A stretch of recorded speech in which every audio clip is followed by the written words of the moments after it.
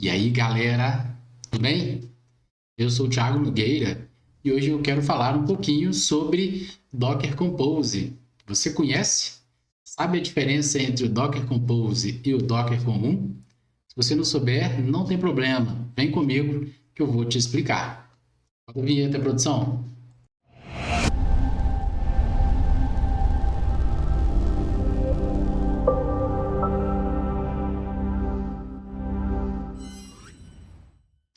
Bacana. Então, Docker Compose, né? O que seria, né? Qual é a diferença dele e o Docker? A gente já está acostumado a trabalhar com o Docker no nosso dia a dia, né? Para subir containers, né? Fazer a nossa automação, deixar o nosso trabalho bem mais tranquilo, né? Então, não tem problema, a gente pode continuar trabalhando com Docker Compose. A grande questão é que o Docker Compose, a gente sobe máquina a máquina, né? A gente sobe container a container, de maneira bem individualizada. Então, se a sua aplicação estiver ali utilizando um banco de dados, um RabbitMQ, um Redis, se ela utilizar mais de um desses itens, você teria que subir um a um. Não tem problema, você pode quebrar pedra. Gosta de quebrar pedra, jovem? Pode quebrar pedra, não tem problema. E aí vem o Docker Compose para ajudar a gente a trabalhar com esses problemas, né? De maneira bem mais suave, bem mais tranquila. Então, qual é o principal objetivo dele? Fazer com que a gente tenha ali uma facilidade na configuração para subir as nossas aplicações. Então, com o Docker Compose, a gente tem a vantagem de configurar um arquivozinho bem tranquilo, bem easy, com os serviços que a gente quer subir, quais containers a gente vai subir. A gente descreve ali todas as configurações que a gente quer, tudo que a gente precisar fazer, né? Deixa bem descrito, da mesma forma como a gente faria individualmente, um a um, com o comando de Docker, né? Da mesma forma. Só que aí estarão os três ali no mesmo arquivo, e aí torna isso mais fácil. Quando a gente subir um, sobe os três de uma vez, fica bem mais tranquilo o nosso trabalho. Além disso, a gente pode também incorporar isso aí em algumas pipelines, alguns processos automatizados que a gente pode ver em vídeos mais para frente. Entendeu a diferença? Ficou claro aí? Lembre que se não tiver ficado claro em algum momento, você pode comentar aqui, deixar o seu comentário, a sua dúvida, e aí eu vou tentar esclarecer da melhor maneira possível. Fechou? Tamo junto, não esquece, hein?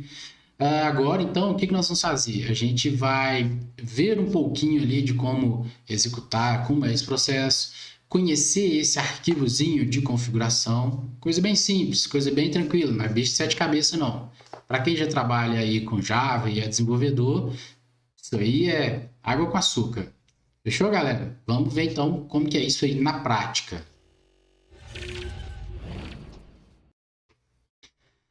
Bom, a primeira coisa que a gente vai precisar para trabalhar com o Docker Compose, né, é ter o Docker instalado. Se você ainda não tem o Docker instalado, sem problema, você pode ver um videozinho, vai aparecer um card aqui ou aqui, um dos dois lados, na verdade eu não sei qual lado vai aparecer, mas vai aparecer.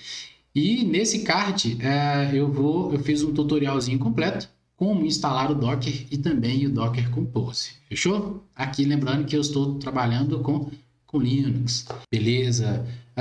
Como eu havia dito então, com o Docker Compose, a gente vai ter que criar um pequeno arquivozinho, né, que é o dockercompose.iaml, né?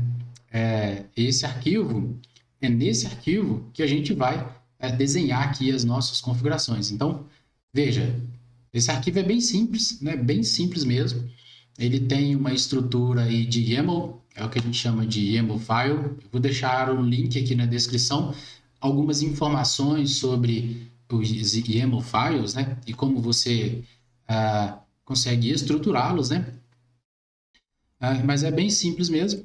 Então, tudo que a gente vai precisar aí é a versão, né, do nosso YAML file ou dos nossos services. Nós vamos ter que definir uma tagzinha de service.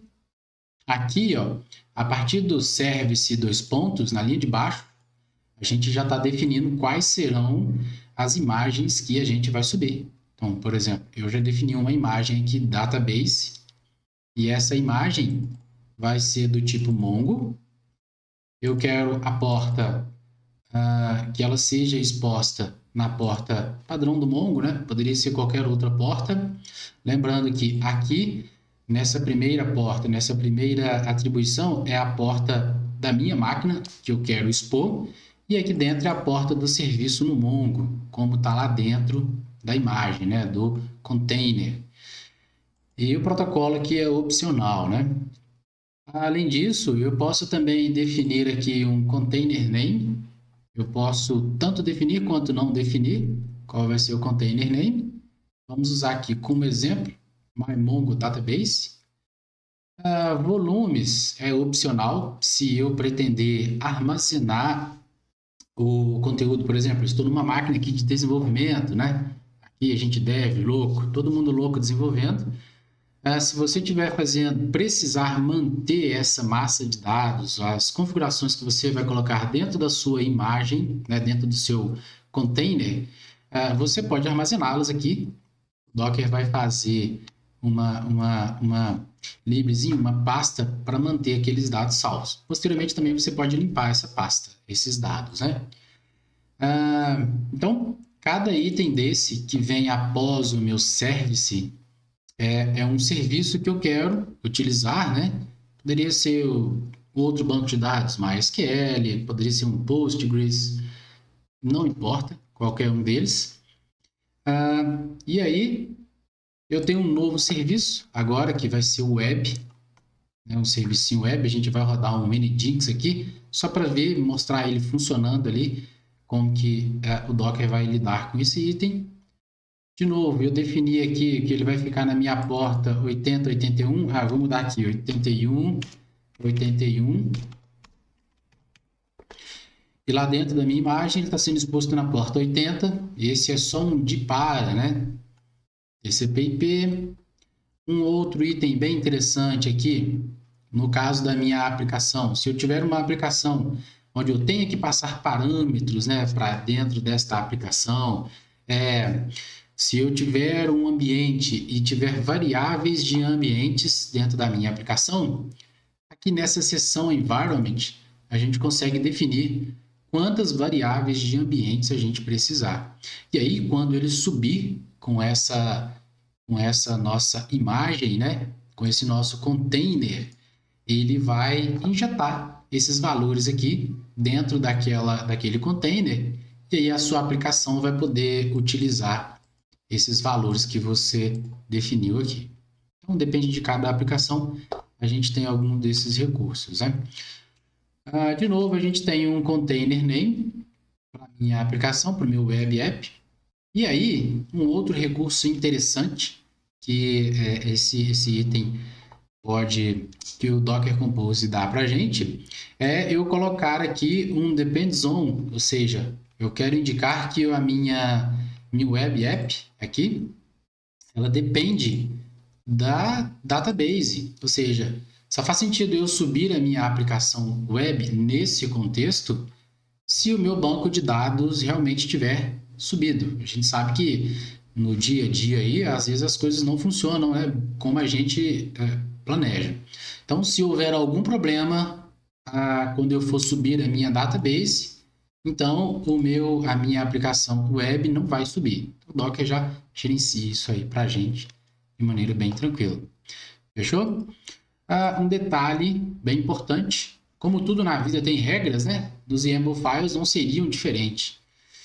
A gente tem uma estrutura básica dentro dos YAML files que vem tratado por hierarquias e espaços, né? A gente consegue lidar com tabs aqui e com espaços, né? Para a gente dar entre as seções e entre as subseções aí dos nossos comandos, né? Ou das nossas aplicações.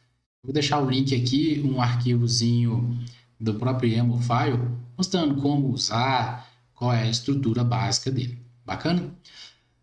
Vamos lá, basicamente esse é o nosso dockercompose.iam. É esse arquivo que o nosso Docker Compose vai ler e vai seguir de acordo com as instruções que nós deixamos aqui. Fechou? Então vamos ver aqui como seria no nosso terminal, né? Uma outra coisa, a primeira coisa que a gente poderia fazer aqui, eu vou passar alguns comandos úteis do nosso, que o Docker Compose dá para a gente, e um comando muito útil é o Docker Compose config.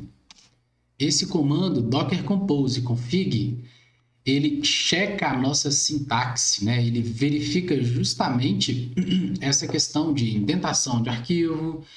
Como a gente está trabalhando com arquivo bem livre, né? Os YAML files, eles são livres. Você tem a liberdade para colocar o que você quiser nele. Então, esse Docker Compose config é uma propriedade do Docker Compose que permite checar se aquelas configurações que a gente determinou no nosso arquivo YAML files, se elas estão corretas. Então, olha só, se tudo tiver certo, tudo está certinho, deu como programado, ele vai exibir o nosso arquivo aqui com a estrutura que a gente determinou. Mas, se der algum problema aqui no nosso Docker Compose, por exemplo, no nosso YAML file, eu vou dar um espaço diferente aqui na porta da minha web application. Olha só que interessante. Então, eu dei uma diferença aqui, um espaço, e aí quando eu rodar o meu Docker Compose config, ele vai acusar essa diferença para mim. Olha que bacana. Nossa, isso é uma mão na roda, rapaz. Então, ele já dá um erro aqui, ó, decompose file, e aí ele me fala qual é o nome do meu arquivo, né? Está inválido por quê? E aí, bacana que ele monta para mim toda a estrutura. Qual é o path, qual é o caminho que está com problema, né? Então, olha só. Services.web.ports contain unsupported options, ou seja, 81, 81. Aí vamos ver o que tem lá nesse caminho para a gente conseguir identificar, olha só.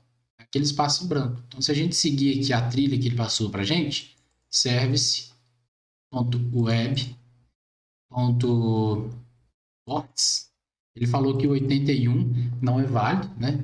Mas, na verdade, nós sabemos que não é isso, porque nós temos um espaço aqui em branco depois do 81 e não poderia ter esse espaço.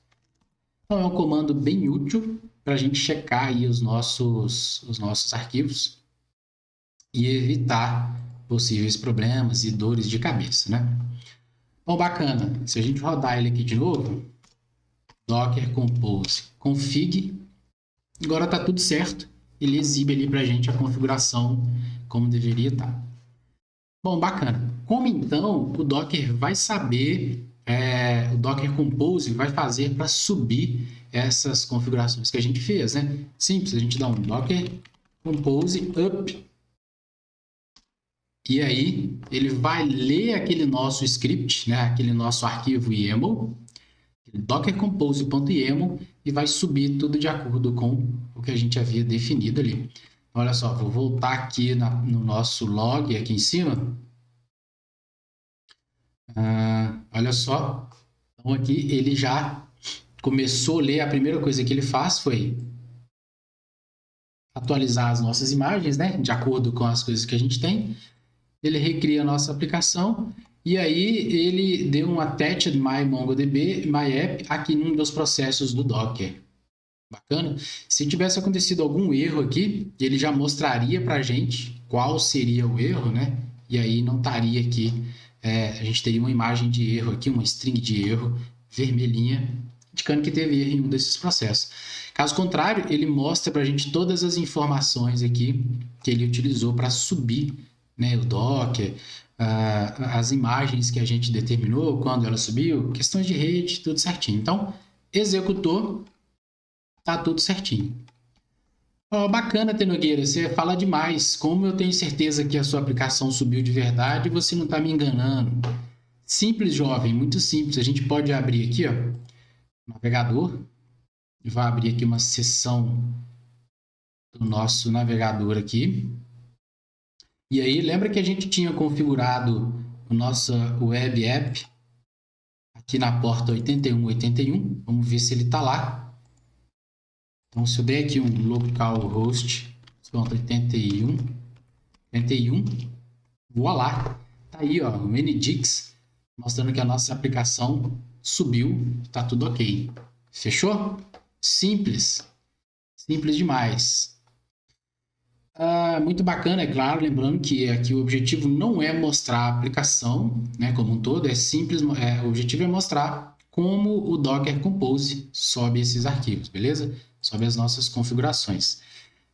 Um outro item aqui que a gente vai ver com muita facilidade é a questão do banco. Olha, eu não sei como que ele subiu o banco de dados, vamos ver. Eu tenho aqui o Robo3T, que é um aplicativozinho, você pode baixá-lo na internet. Vou deixar o link aqui na descrição para a gente ver se o nosso Mongo realmente subiu e se o banco está acessível nas configurações que eu havia desenhado, né? Então, eu pedi para colocar um container do Mongo aqui, né?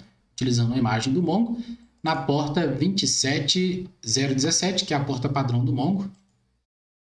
E aí, quando eu tentar conectar aqui, ó, localhost, vou dar um connect. Opa, sucesso! Conectou, inclusive já tem até um banquinho de teste que eu deixei aqui sem nenhum problema. Fechou? Legal, tá funcionando aí como esperado, né? Eu quero só mostrar agora para vocês alguns comandos úteis, né, que a gente pode utilizar, querer utilizar no dia a dia. Olha só, reparem que a gente subiu nessa nossa janelinha do terminal com o Docker Compose Up e aí nós ficamos presos nessa janela, né? Que legal, agora a gente ficou preso aqui, não posso mais fazer nada com essa janela. Eu vou matar o processo que eu subi aqui, vou mostrar como subir com uma outra opção que o próprio Docker já dava para gente e também o Docker Compose. Então, para matar aqui no meu terminal, eu vou dar um Ctrl C. Ele vai encerrar as instâncias que eu tenho. E aí, para ver, eu posso usar aqui Docker Compose, Docker Compose PS.